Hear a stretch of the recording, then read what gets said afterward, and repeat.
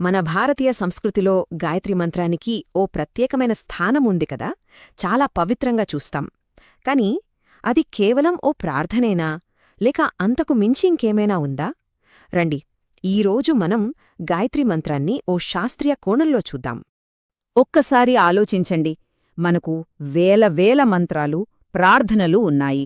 అయినా సరే, ఒక్క గాయత్రీ మంత్రానికే వేదమాత అంటే వేదాలకే తల్లి అని ఎందుకంత పెద్ద పేరొచ్చింది?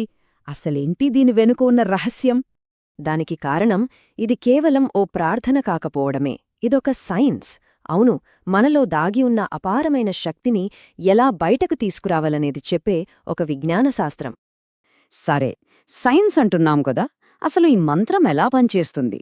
ఒక పవిత్రమైన ధ్వని మన జీవితాన్ని ఎలా మార్చగలదు? దాని వెనుక ఉన్న సైన్స్ ఏంటో చూద్దాం రండి. అసలు మంత్రం అంటే ఏంటి?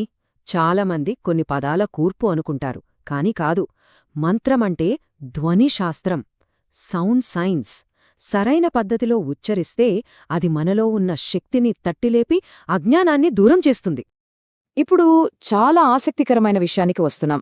అసలు ఈ మంత్రం మన శరీరంపై ఎలా పనిచేస్తుందో చూడండి. ఇదొక 3 దశల ప్రక్రియ. ముందుగా గాయత్రీ మంత్రంలోని 24 అక్షరాలు మన శరీరంలో ఉన్న 24 ముఖ్యమైన పాయింట్స్తో కనెక్ట్ అవుతాయి. ఒక రకంగా వైబ్రేట్ అవుతాయి. ఆ వైబ్రేషన్స్ వల్ల ఏమవుతుందంటే సౌండ్ వేవ్స్ బయో ఎలక్ట్రిక్ ఎనర్జీగా మారిపోతాయి.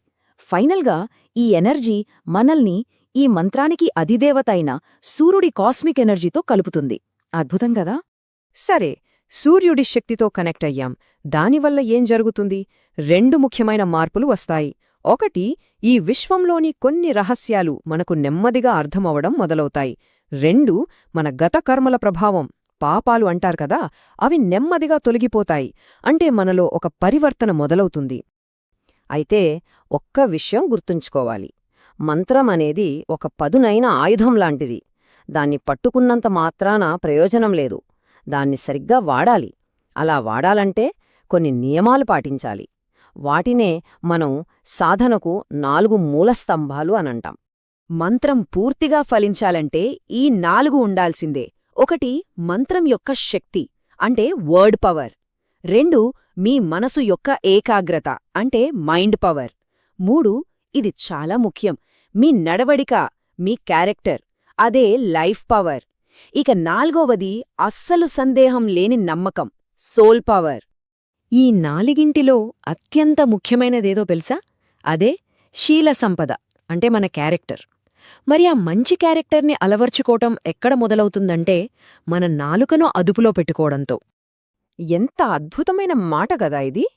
ఒక కత్తితో కొడితే అయిన గాయం ఏదో ఒక రోజుకి మానిపోతుంది. కాని మాటతో ఒకరి మనసును గుచ్చితే ఆ గాయం ఎప్పటికీ మానదు. మహాభారత యుద్ధానికి ద్రౌపది అన్న ఒక్క మాటే ఎంత కారణమైందో మనకు తెలుసుకదా. చూడండి, మన మాటలకే ఎంత శక్తి ఉందో. కఠినమైన మాటలు మాట్లాడితే గొడవలు, మనశ్శాంతి లేకపోవడం, ఎవరూ సహకరించకపోవడం ఇవే వస్తాయి. అదే కాస్త మృదువుగా, ప్రేమగా మాట్లాడితే శాంతి, మంచి భావన, అందరి సహకారం, వాటంతటా అవే వస్తాయి. మనసులో స్వచ్ఛత రావాలంటే మన జీవితంలో కూడా క్రమశిక్షణ ఉండాలి. మనం తినే ఆహారం, మనం చేసే పని, మన జీవన విధానం ఇవన్నీ మన మనసును ప్రభావితం చేస్తాయి. అందుకే సాత్విక ఆహారం, నిజాయితీగా చేసే పని, ఒక బ్యాలెన్స్డ్ లైఫ్ చాలా అవసరం. సరే, బయట క్రమశిక్షణ పాటిస్తున్నాం. మరి అది మన లోపల, మన మనసులో ఎలాంటి మార్పును తెస్తుంది? మన అంతర్గత ప్రపంచం ఎలా మారుతుందో చూద్దాం. ఈ పోలిక చూడండి ఎంత బాగుందో. మనసు ఒక గట్టిపడిపోయిన దున్నని పొలంలాంటిది. అందులో మంచి ఆలోచనల విత్తనాలు వేస్తే మొలకెత్తవు. మరి ఆ పొలాన్ని ఎలా సిద్ధం చెయ్యాలి? మంత్ర జపం అనే నాగలితో. ఆ జపం మనసుని మెత్తగా చేసి జ్ఞానం పెరగడానికి సిద్ధం చేస్తుంది. మనసు ఎంత విచిత్రమైందంటే దానికి ఈ ఉదాహరణ సరిగ్గా సరిపోతుంది. కస్తూరి మృగం అని ఒకటుంటుంది. దాని బొడ్డులోనే కస్తూరి అనే సుగంధం ఉంటుంది. కాని దానికి ఆ విషయం తెలియక ఆ వాసన ఎక్కడ్నించో వస్తుందని అడవ్యంతా వెతుకుతూ తిరుగుతుంది. మనసు కూడా అంతే. నిజమైన ఆనందం మనలోనే ఉందని మర్చిపోయి బయట ప్రపంచంలో వెతుక్కుంటూ కోరికల వెంట పరిగెడుతూ ఉంటుంది. సో ఈ జపం అనే నాగలితో మనస్సును దున్నడమంటే మనల్ని మనం పరిశీలించుకోవడమే. అలా చేస్తున్నప్పుడు మనసు మీద పేరుకుపోయిన కోపం, అహంకారం, కోరికలు అనే మురికి అంతా పోతుంది. ఆ మురికి పొరలు తొలగిపోయినప్పుడే మన నిజస్వరూపమైన ఆత్మ బయటపడుతుంది. సరే, ఇదంతా బాగుంది. కాని చాలామందికి ఒక డౌట్ వస్తోంది.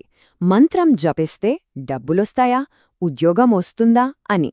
అసలు దేవుడి ఆశీర్వాదమంటే ఏంటి, దాన్ని మనం ఎలా అర్థం చేసుకోవాలి? ఇప్పుడు దాని గురించి తెలుసుకుందాం. ఇదే అసలైన ప్రశ్న.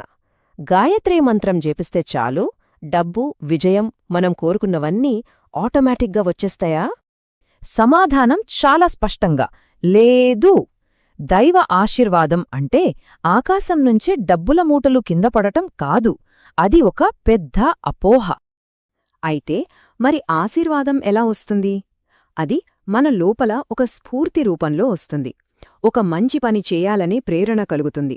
ఆ ప్రేరణతో మనం కష్టపడి పనిచేస్తాం. దానివల్ల మనలో సామర్థ్యం, మంచి క్యారెక్టర్ పెరుగుతాయి. ఆ పెరిగిన సామర్థ్యమే మనకు విజయాన్ని తెచ్చిపెడుతుంది. అంతేకాని నేరుగా విజయం రాదు. సో ఫైనల్గా మనం అర్థం చేసుకోవాల్సిన నీతి ఇదే: దేవుడిచ్చే అతిపెద్ద వరం ఆకాశం నుంచి పడే సంపద కాదు. ఈ భూమ్మీద మన కష్టంతో, మన యోగ్యతతో సంపదను సృష్టించుకోవడానికి అవసరమైన స్ఫూర్తిని ఇవ్వడమే అసలైన వరం. ఈరోజు మనం తెలుసుకున్న ఈ అద్భుతమైన విషయాలన్నీ యుగరిషి పండిట్ శ్రీరామ్ శర్మ ఆచార్యగారు రాసిన ద సైన్స్ ఆఫ్ మంత్ర అనే హిందీ పుస్తకం నుంచి సంగ్రహించినవే. దీని గురించి ఇంకా లోతుగా తెలుసుకోవాలనుకుంటే ఆ పుస్తకాన్ని చదవచ్చు. మళ్ళీ మరో అంశంతో కలుద్దాం.